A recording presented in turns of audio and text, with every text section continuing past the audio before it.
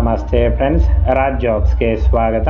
Friends, Dhanalakshmi ಬ್ಯಾಂಕಿಂದ ನೇಮಕಾತಿಯ ಹೊಸ ಅಧಿಸೂಚನೆ ಬಿಡುಗಡೆಯಾಗಿದೆ ನೋಡಿ. ಬೋತ್ ಮೇಲ್ ಆ್ಯಂಡ್ ಫಿಮೇಲ್, ಪುರುಷ ಮತ್ತು ಮಹಿಳಾ ಅಭ್ಯರ್ಥಿಗಳು ಇಬ್ಬರು ಅರ್ಜಿಗಳನ್ನು ಸಲ್ಲಿಸಬಹುದು.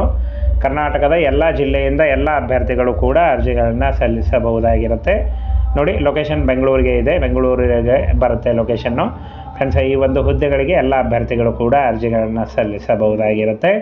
ಕರ್ನಾಟಕದಿಂದ ಯಾವುದೇ ಜಿಲ್ಲೆಯಿಂದ ಬೇಕಾದರೂ ನೀವು ಅರ್ಜಿಗಳನ್ನು ಸಲ್ಲಿಸಬಹುದಾಗಿರುತ್ತೆ. ಬನ್ನಿ ಇದ್ರ ಬಗ್ಗೆ ಒಂದೊಂದಾಗಿ ಮಾಹಿತಿಯನ್ನು ತಿಳಿಸ್ಕೊಡ್ತೀನಿ. ಫ್ರೆಂಡ್ಸ್, ಇಲ್ಲಿ ಕಾಣಿಸ್ತಾ ಇದೆ ನೋಡಿ, ಧನಲಕ್ಷ್ಮಿ ಬ್ಯಾಂಕ್ನಿಂದ ನೇಮಕಾತಿ ಆಗಿರುತ್ತೆ. ಜೂನಿಯರ್ ಅಧಿಕಾರಿಗಳು, ಹಿರಿಯ ಅಧಿಕಾರಿಗಳು, ಇನ್ನೂ ವಿವಿಧ ಉದ್ಯೋಗಗಳಿಗೆ ನೇಮಕಾತಿ ಇರುತ್ತೆ. ಆನ್ಲೈನ್ ಮೂಲಕ ಈ ಒಂದು ಅಫಿಷಿಯಲ್ ವೆಬ್ಸೈಟಿಗೆ ಹೋಗಿ ನೀವು ಅರ್ಜಿಗಳನ್ನು ಸಲ್ಲಿಸಬಹುದಾಗಿರುತ್ತೆ. ಇನ್ನು ಫ್ರೆಂಡ್ಸ್, ಧನಲಕ್ಷ್ಮಿ ಬ್ಯಾಂಕ್ ಲಿಮಿಟೆಡ್ನಿಂದ ನೇಮಕಾತಿ ಆಗಿರುತ್ತೆ ನೋಡಿ. ಬ್ಯಾಂಕ್ ಹೆಸರು ಧನಲಕ್ಷ್ಮಿ ಬ್ಯಾಂಕ್ ಲಿಮಿಟೆಡ್ ಆಗಿರುತ್ತೆ. ಇನ್ನು ಪೋಸ್ಟ್ಗಳ ಹೆಸರು 300ಕ್ಕೂ ಅಧಿಕ ಪೋಸ್ಟ್ಗಳಿದ್ದಾವೆ ನೋಡಿ. ಈ ಒಂದು ಹುದ್ದೆಗಳು ಕರ್ನಾಟಕದ ಬೆಂಗಳೂರು ಸೇರಿ ಅಖಿಲ ಭಾರತದಲ್ಲಿ ನೇಮಕಾತಿ ಆಗುತ್ತೆ. ಜೂನಿಯರ್ ಅಧಿಕಾರಿಗಳು, ಹಿರಿಯ ಅಧಿಕಾರಿಗಳು ಸೇರಿ ಈ ಒಂದು ಹುದ್ದೆಗಳಿಗೆ ಕ್ಲರ್ಕ್ ಉದ್ಯೋಗಗಳು ಕೂಡ ಇರ್ತವೆ. ಕ್ಲರ್ಕ್ ಉದ್ಯೋಗಗಳಿಗೆ ಈ ಒಂದು ಹುದ್ದೆಗಳಿಗೆ ಅರ್ಜಿಗಳನ್ನು ಸಲ್ಲಿಸಬಹುದು. ಇನ್ನು 30,000ದಿಂದ 60,000ವರೆಗೆ ಪರ್ ಮಂತ್ ಸ್ಯಾಲ್ರಿ ಆಗಿರುತ್ತೆ ನೋಡಿ ಈ ಒಂದು ಹುದ್ದೆಗಳಿಗೆ. ಬ್ಯಾಂಕ್ ಅರ್ಹತಾ ವಿವರಗಳನ್ನು ನೋಡೋದಾದರೆ, ಪೋಸ್ಟ್ ಹೆಸರು ಮತ್ತು ವಿದ್ಯಾರ್ಹತೆ ನೋಡಿ.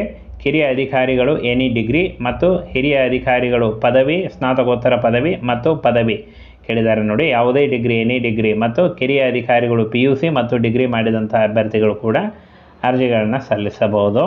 ಹಾಗೆ ಇನ್ನು ವಯೋಮಿತಿಯನ್ನು ನೋಡೋದಾದರೆ 21 ವರ್ಷದಿಂದ 25 ವರ್ಷದ ಒಳಗಿನವರು ಅರ್ಜಿಗಳನ್ನು ಸಲ್ಲಿಸಬಹುದಾಗಿರುತ್ತೆ. ಇನ್ನು ಫ್ರೆಂಡ್ಸ್, ಈ ಒಂದು ಹುದ್ದೆಗಳಿಗೆ ವಯೋಮಿತಿ ಸಡಿಲಿಕೆ ಕೂಡ ಇರುತ್ತೆ. OBC ಅಭ್ಯರ್ಥಿಗಳಿಗೆ 3 ವರ್ಷ ಮತ್ತು SC/ST ಅಭ್ಯರ್ಥಿಗಳಿಗೆ 5 ವರ್ಷಗಳ ವಯೋಮಿತಿ ಸಡಿಲಿಕೆ ಕೂಡ ಇರುತ್ತೆ. ಇನ್ನು ಅರ್ಜಿ ಶುಲ್ಕವನ್ನು ನೋಡೋದಾದರೆ ಎಲ್ಲ ಅಭ್ಯರ್ಥಿಗಳಿಗೂ 708 ರೂಪಾಯಿ ಒಂದು ಅರ್ಜಿ ಶುಲ್ಕ ಇರುತ್ತೆ.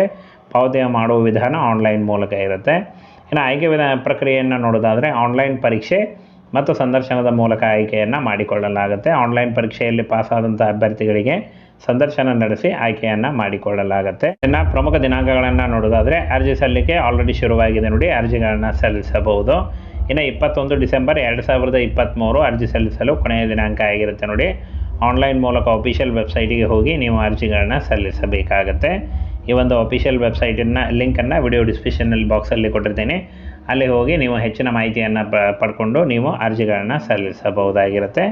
ಹಾಗೆ ಆನ್ಲೈನ್ ಮೂಲಕ ಅರ್ಜಿ ಸಲ್ಲಿಸುವಾಗ ನೀವು ಆಧಾರ್ ಕಾರ್ಡ್ ಬೇಕಾಗುತ್ತೆ, ಲೈಟ್ ಬ್ಯಾಕ್ಗ್ರೌಂಡ್ ಇರುವಂಥ ಒಂದು ಪಾಸ್ಪೋರ್ಟ್ ಅಳತೆಯ ಭಾವಚಿತ್ರ ಬೇಕಾಗುತ್ತೆ.